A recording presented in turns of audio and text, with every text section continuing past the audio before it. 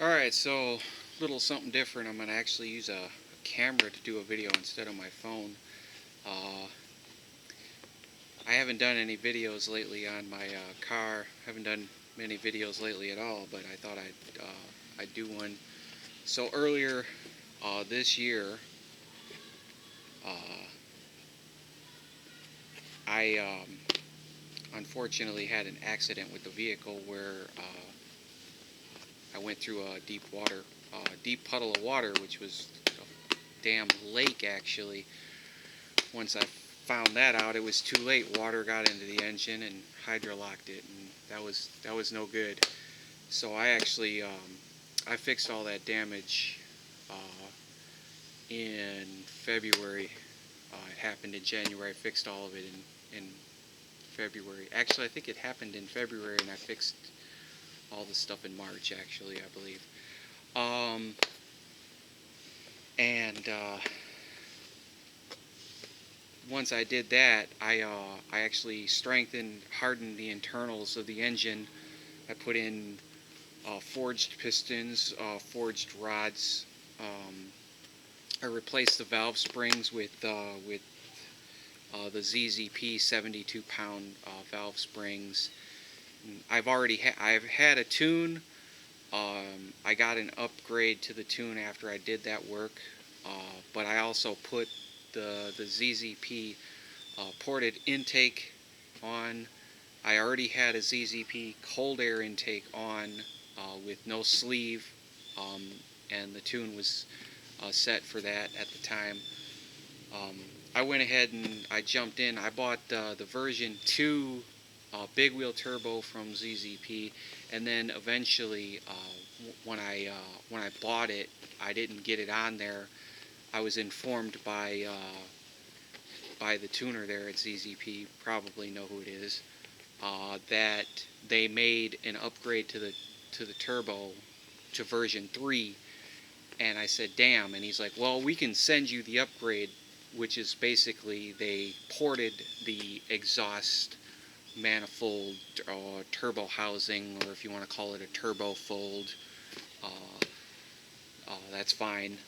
But so I bought that part and I upgraded the turbo to the version 3. It's very nice turbo. I thought it was really underrated when I first put it on, but there was a problem with the sensor on it, um, and I replaced it. I don't know if it was upside down or what. I think it was upside down, but whatever. I found the problem and I fixed it, uh, and I maintain a good amount of boost when I'm uh, hard on the throttle, usually around 18 psi. I haven't been able to pass 20 since I put the bigger turbo on there, but that's okay because it's 18% larger, so there's already a higher air volume of air flowing through it, so it's probably good. Um, it's pretty quick with that on there. I do have the Siemens 60-pound injectors. I can't get these to work on the engine every time I put them on there. The first time I put them on there, I had random misfires, which I believe the reason I had random misfires is because it just dumps so much fuel into the engine that it's just not firing smoothly and properly. So I took them off, and I've put them on since then 2 more times, and I still cannot get these to work under all operating conditions. I had them working under good part and high throttle areas, but they idle very rich. I even lowered the fuel pressure. I read some articles about lowering the fuel pressure, and I took the fuel pressure down at idle to, I think, 18 psi, and that like made it so it idle a little better, and then had it scale up from there when you throttle it. But the startup is horrible. If it's cold out, if the engine's cold, it starts like crap. So I didn't want to mess with the startup routines or anything, so I took them off. I cheated. What I did was I scaled the fuel pressure for the factory injectors higher, so as it's throttled, I get more flow rate through the factory injectors. Now, before I did that, I was maxing the injectors out at probably 115% of the duty cycle, and now I'm hitting 90. So I cheated to get more fuel in at the top end. I really need to get these working or buy the actual the better upgrade, which is the 42 pound. Who makes those? I can't remember who makes. They're not Siemens. They're 42 pound, and they're supposedly really nice and easy to scale and work with in HP tuners. So where I'm at now is I've heard there's a camshaft upgrade. I would love to buy it, but I guess it's sold out. And I'm actually working on a design of a dual exhaust system. I have it on there now. I have a what do you call it? Transverse muffler installed from Magnaflow. It sounds pretty good.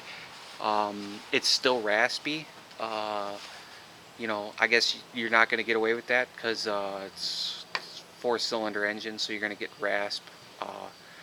I was thinking maybe, you know, if I wasn't so insistent upon dual exhaust, I'd probably just continue to use the catback system I have from ZZP. You know, I'm too insistent on using the dual exhaust system. I bought a Flowmaster system. I'm gonna tell you something right now. Don't buy that system. I wasted $400 or more. I don't remember how much it was, but it's a horrible system. The resonance in the car is so bad. The seats vibrate. You can feel the vibrations in the steering wheel. Every surface of the vehicle vibrates so bad. It's horrible. It's a very, very bad system, in my opinion. I mean, you know, if you guys like all that, that's fine. I don't like it. I want to hear my music when I'm, you know, driving sometimes, and then sometimes I don't want to hear it, and then, you know, you open the windows and you can hear the car. But I really like the ZZP catback system. If they had a dual exhaust system for their muffler design, which is somehow amazing. Like, it's got a nice tone to it, and very little drone, very little rasp. I don't know how they accomplished that, but that'd be great if they had a dual exhaust option for their catback system. But right now, I think I've got a couple of solutions in mind. I'm still working on the design of the system, and I'm going to go ahead and flip this around and go ahead and give you a look under the hood here. So there's the turbo. I got the manifold wrapped really nicely. I got the charge pipe wrapped, although that probably doesn't matter much. And there's the cold air intake. Sounds really good. I'll go ahead and I'll fire this up.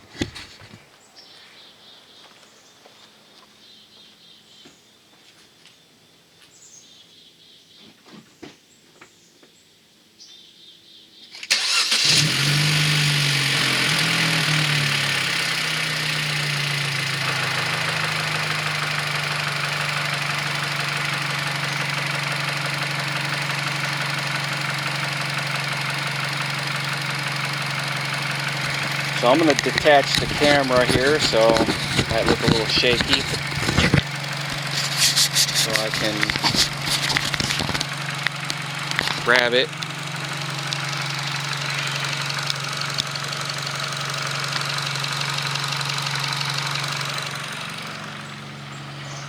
Go around. So my exhaust tips don't match at all because I'm using a part of ZZP's catback and a section that I created. so they don't match. I tried to find something that would match. I don't want to tear apart the or ruin the ZZP cap back, so that way if I want to go back to it, I could just bolt it right back on. I'll go ahead and set the camera down back here. Well, yeah, I put a hitch on there.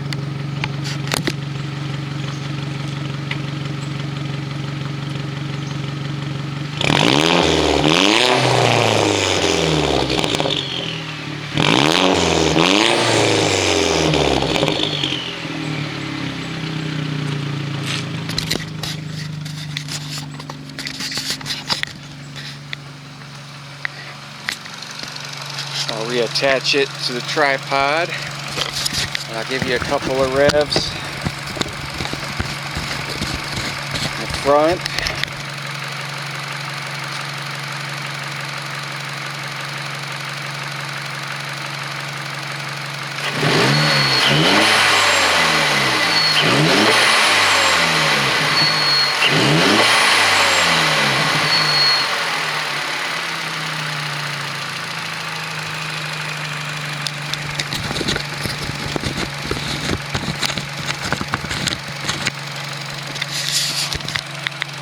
So I'll give you a little look at my setup in here, and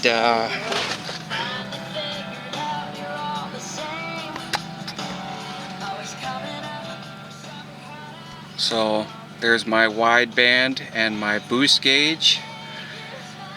I tried to pick something that looked like the factory gauges, and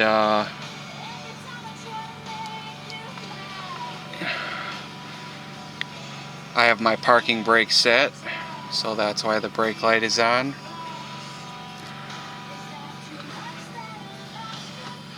I have my MAF really tuned in. I'm not running closed loop. I like open loop. Runs pretty good on open loop. I know I'm probably losing about I don't know, 3, maybe 2 to 4 miles per gallon with open loop, but I'm getting 30 miles to the gallon, so I don't really care about that 3 miles, 3 to 4 miles loss, or 2 to 4 mile loss. So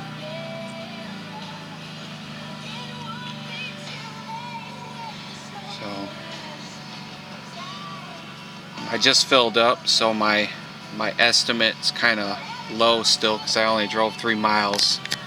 If I go to work a couple of times, that estimate will shoot up past 30 until I start hammering the shit out of it, and then it'll drop back down to 29.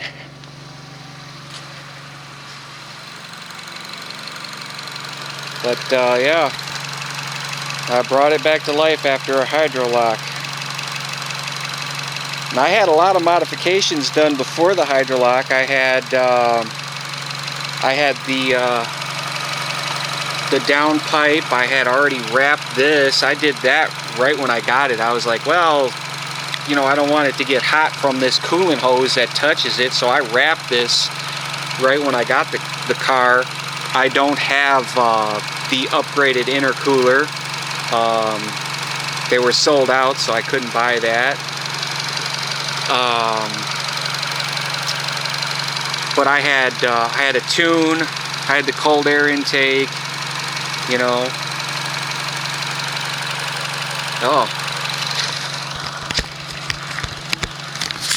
Oh, maybe I could just upgrade the fuel pump to a higher flow rate and end up with not upgrading the injectors, because the flow rate will be there will be more fuel flow, and the injectors won't be working quite as hard to fuel the engine. Well, of course, I'm not an expert on that, so don't quote me. I raised the fuel pressure, which seems to have offset my injectors, so they're not running at 115% of their duty cycle when you hammer it. So, you know, it seemed to help, you know. I'm hitting somewhere between 80 and 90 PSI when I'm at wide open throttle.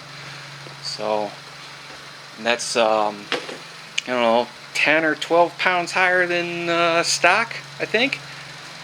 And I didn't change the other settings. It's still running, is it 58 PSI or 53 or whatever at the low end. I didn't change that. I didn't need to. But you know, oh, a couple other things that I've done here. And I did do the brake upgrade. 1 inch in diameter larger with dual piston calipers, and no upgrade for the rear, so it's disc in the rear, so it's good. Unfortunately, I didn't really even need to change the brakes on the vehicle when I did the upgrade. I was told the factory brakes would have lasted well over 100,000 miles. When I took them off, they looked brand new. I was like, well, you know, I wanted the heavier brakes, or heavier braking capacity anyway. I'm gonna close the hood, and I'm gonna prepare to upload this video. I know there's not a lot of technical information, no HP tuners guides or anything, just some overview of some of this stuff. I'll try to do a tune thing. I can't really figure out how to do the editing and getting all the stuff on the screen, so I'll probably have to either use 2 cameras or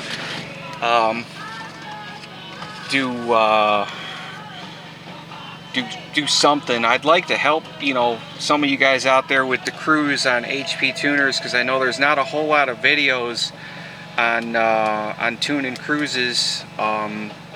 You know, I'm not going to give away everything because nobody wants to give away the secret of the 60-pound injectors working on this platform, although I've heard that there is a company that has got them to work, but we're not going to say their name, or the fact that they can't be imported HP tuners, I guess. So they suck, and